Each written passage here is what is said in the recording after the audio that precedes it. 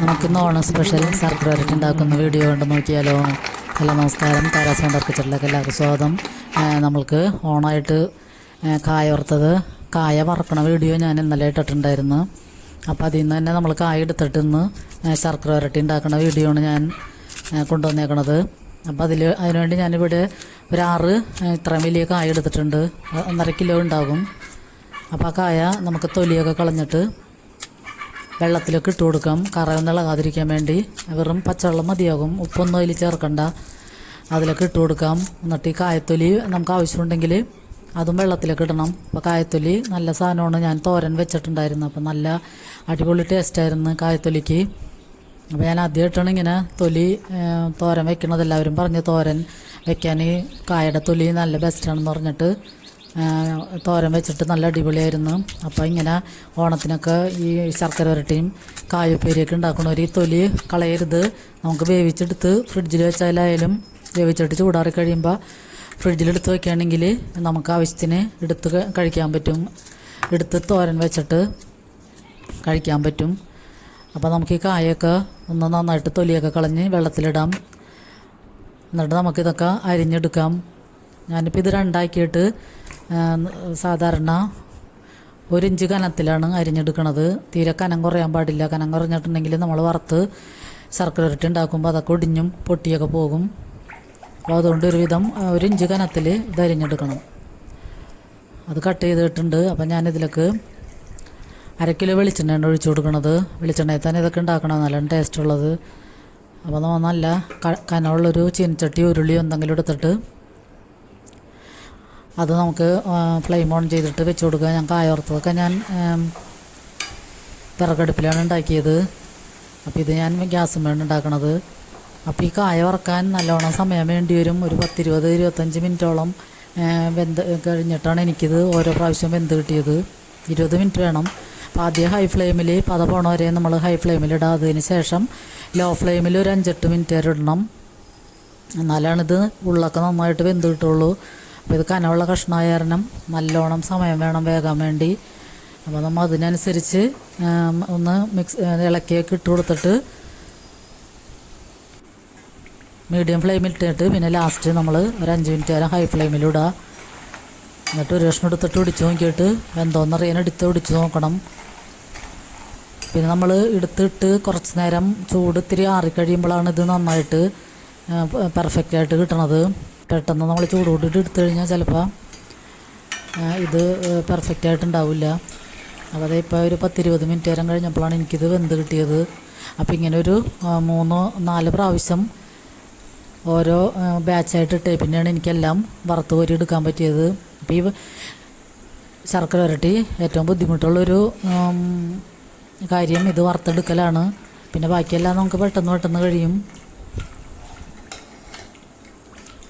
അപ്പോൾ എല്ലാവരും ഓണമായിട്ട് ശർക്കര വരട്ടിയും കായുപ്പേരിയൊക്കെ ഉണ്ടാക്കി കഴിഞ്ഞിട്ടുണ്ടാകും. അപ്പോൾ നമുക്കിങ്ങനെ ഓരോ ഐറ്റംസ് ഉണ്ടാക്കി നോക്കണതാണ്. അപ്പോൾ ഈ ശർക്കര വരട്ടി ഞാൻ ഇരിക്കുമ്പോൾ 1 പ്രാവശ്യം ഉണ്ടാക്കിയിട്ടുള്ളൂ. പിന്നെ ഞാനിപ്പോൾ 2ാമത്തെ പ്രാവശ്യമാണ് ഉണ്ടാക്കണത്. എന്നും ഓണത്തിനൊക്കെ കടയിൽ നിന്ന് വാങ്ങിക്കലാണ് പതിവ്. അപ്പോൾ ഈ തവണ ഇതൊക്കെ ഒന്ന് ഉണ്ടാക്കി നോക്കാം. അപ്പോൾ അത് നിങ്ങളെയും കൂടി കാണിക്കാമെന്നുള്ള കരുതിയിട്ടാണ്. അപ്പോൾ എല്ലാവരും ഒന്ന് സപ്പോർട്ട് ചെയ്യണം കേട്ടോ. അപ്പോൾ നമ്മൾ ഈ വീഡിയോ കണ്ടിരിക്കുമ്പോൾ തന്നെ ലൈക്ക് ചെയ്യാൻ മറക്കരുത്. പിന്നെ വീഡിയോ മുഴുവനായിട്ട് എല്ലാവരും കാണാൻ ശ്രമിക്കണം, സ്കിപ്പ് ചെയ്യാതെ കാണണം. സബ്സ്ക്രൈബ് ചെയ്യാതെ കാണുന്നവരുണ്ടെങ്കിൽ പ്ലീസ് ഒന്ന് സപ്പോർട്ട് ചെയ്യുക. സബ്സ്ക്രൈബ് ചെയ്ത് സപ്പോർട്ട് ചെയ്യണം. അപ്പോൾ നമുക്കിതൊക്കെ ഇങ്ങനെ ഓരോ ബാച്ചായിട്ട് ഇട്ടിട്ട് എല്ലാം കൂടി വറുത്തെടുക്കാം. പിന്നെ ഞാൻ ഇതിലൊക്കെ ഒരു 700 ഗ്രാം ശർക്കര എടുത്തിട്ട് അത് ഉരുക്കിയെടുത്ത് വെച്ചിട്ടുണ്ട്. കുറച്ച് കൂടുതൽ വെള്ളം ഒഴിച്ചിട്ടാണ് ഉരുക്കിയെടുത്ത് വെച്ചത്. അപ്പോൾ നമുക്ക് ആ പാകത്തിനുള്ള മധുരം മതിയാകും അത്രയും ശർക്കര കൊണ്ട്. അപ്പോൾ അത് കാച്ചി ഞാൻ എടുത്ത് മാറ്റി വെച്ചിട്ടുണ്ട്. പിന്നെ നമ്മൾ ഈ കായ വറുത്തിട്ട് നന്നായിട്ട് ചൂടാറിയതിന് ശേഷമാണ് ശർക്കരയിൽ മിക്സ് ചെയ്യാൻ പറ്റുള്ളൂ. പെട്ടെന്ന് ചൂടോടുകൂടി തന്നെ മിക്സ് ചെയ്യുകയാണെങ്കിൽ അതിൻ്റെ പെർഫെക്റ്റ് ആയിട്ടുള്ള കണ്ടീഷനിൽ കിട്ടില്ല. അപ്പോൾ നമ്മുടെ കായൊക്കെ ഇവിടെ അടിപൊളിയായിട്ട് വറുത്ത് കിട്ടിയിട്ടുണ്ട്. നല്ല കിലുങ്ങണ സൗണ്ടിൽ തന്നെ വറുത്ത് കിട്ടിയിട്ടുണ്ട്. കുറച്ച് സമയം മെനക്കെട്ടാലും നമുക്കിങ്ങനെയൊക്കെ ഉണ്ടാക്കി വെക്കുകയാണെങ്കിൽ പിള്ളേർക്കൊക്കെ ഈ 2 കഷ്ണമൊക്കെ കൊടുക്കുകയാണെങ്കിൽ നല്ലതാണ്. ശർക്കരയാകുമ്പോൾ നമുക്ക് ഹെൽത്തിയുമാണ്. അപ്പോൾ നമ്മൾ കടയിൽ നിന്നൊക്കെ ഇത് നല്ല വില കൊടുത്ത് വാങ്ങാതെ ഇങ്ങനെ കായൊക്കെ ഉണ്ടെങ്കിൽ വാങ്ങി വറുത്ത് വെക്കുകയാണെങ്കിൽ വൈകുന്നേരം 4 മണിക്കൊക്കെ പിള്ളേർക്ക് ഈ 2 കഷ്ണമൊക്കെ കൊടുക്കാനും അടിപൊളിയാണ്. നമ്മൾ കായൊക്കെ വറുത്ത് കഴിഞ്ഞു. ഇനി നമുക്കിത് മിക്സ് ചെയ്യാം. അപ്പോൾ ഞാനൊരു സ്റ്റീലിൻ്റെ ഉരുളി അടുപ്പത്ത് വെച്ചിട്ടുണ്ട്. അപ്പോൾ അതിലേക്ക് നമ്മൾ ശർക്കര ഉരുക്കിയത് ഒഴിച്ചു കൊടുക്കാം ആദ്യം. എന്നിട്ട് ശർക്കര അതിൻ്റെ വെള്ളമൊക്കെ വറ്റി ഒരു പാകമാവണ വരെ നമുക്കൊന്ന് ഇളക്കിക്കൊണ്ടിരിക്കണം. ശർക്കര ഇത്രയും കൂടുതലായ കാരണം തന്നെ ഞാനിത്തിരി കൂടുതൽ വെള്ളം ഒഴിച്ചിട്ടാണ് അത് ഉരുക്കിയെടുത്തത്. എന്നിട്ട് അതൊന്ന് നന്നായിട്ട് ഇളക്കിക്കൊണ്ടിരിക്കുക.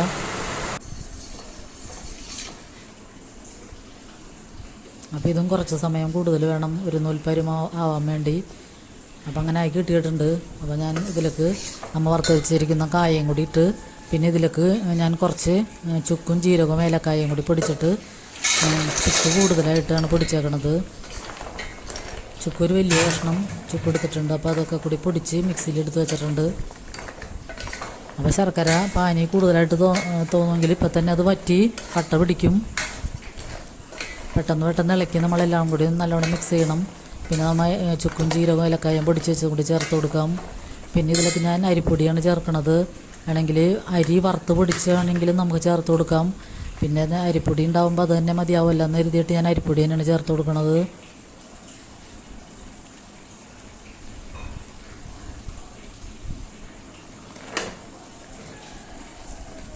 അപ്പോൾ ഈ ഓണക്കാലത്ത് എല്ലാവരും ഇങ്ങനത്തേക്കുള്ള സ്നാക്സൊക്കെ ഒന്ന് ട്രൈ ചെയ്യുക.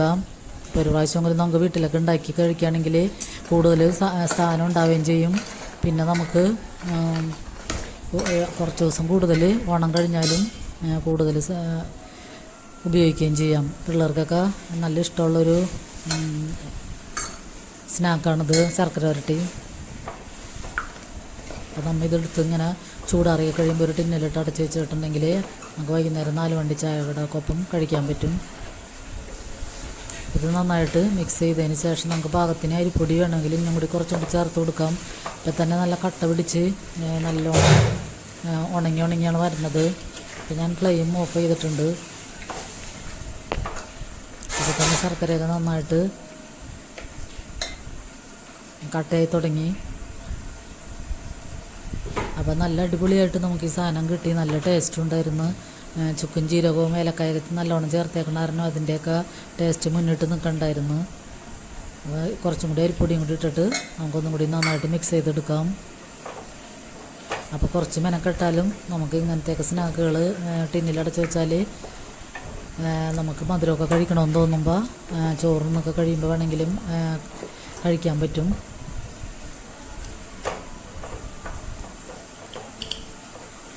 നന്നായിട്ട് നമുക്ക് മിക്സ് ചെയ്ത് ശർക്കരയും പൊടിയൊക്കെ എല്ലായിടത്തും കായയുടെയൊക്കെ മുകളിൽ നല്ലോണം ആവണ വരെ നമുക്ക് നന്നായിട്ട് മിക്സ് ചെയ്ത് കൊടുക്കാം.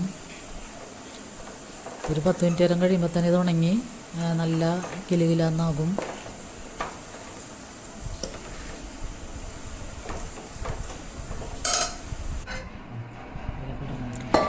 അത് നമ്മുടെ ശർക്കര റെഡിയാണ്. പറയുമ്പോൾ പാത്രത്തിലേക്ക് ഇടുമ്പോൾ തന്നെ നല്ല സൗണ്ട് കൂടിയാണ് ഇത് വീഴുന്നത്.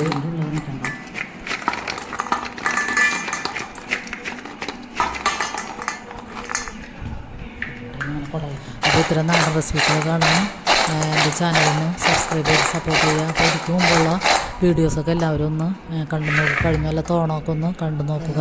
അപ്പോൾ എല്ലാവർക്കും ഒരുപാട് നന്ദി.